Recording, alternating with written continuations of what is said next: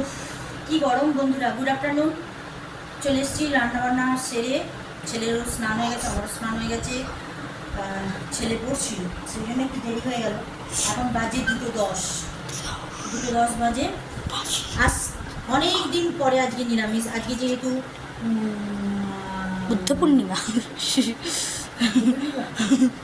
জন্মাষ্টমী। আজকে যেহেতু আমার ছেলে বলছে বুদ্ধ পূর্ণিমা।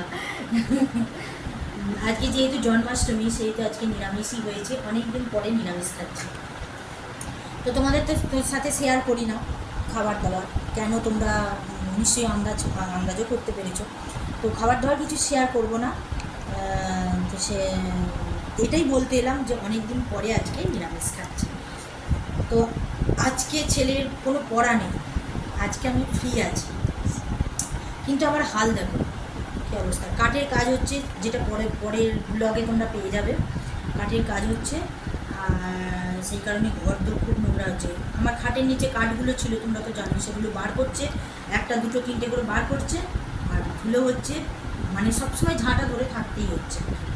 এই হচ্ছে ব্যাপার। আমার সব পরিষ্কার হয়ে গেছে, গ্যাস পরিষ্কার হয়ে গেছে, গ্যাস পরিষ্কার করে দিয়ে চাপাতে দিয়েছি। ওখানে রান্নার বাসন সব মাজা হয়ে গেছে, এবার খাবার বাসনগুলো থাকবে। খুবই ব্যস্ত কদিন ধরে, খুবই ব্যস্ত, সেই কারণে তোমাদের। আর আমার কমেন্ট ব্লক হয়ে গেছে আবার। কাল হয়েছিল, আবার আজকে হয়েছে। তো কাউকে কমেন্ট করতে পারছি না, সেই কারণে কিছু মনে করো না। কমেন্ট সম্ভবত রাতে খুলবে, রাতে খুললেই আমি তোমাদের বাড়ি যাবো। আচ্ছা ঠিক আছে, চলো খেয়ে নিই, অনেক বেলা হয়েছে, খিদেও পেয়েছে। ঠিক আছে। চলো।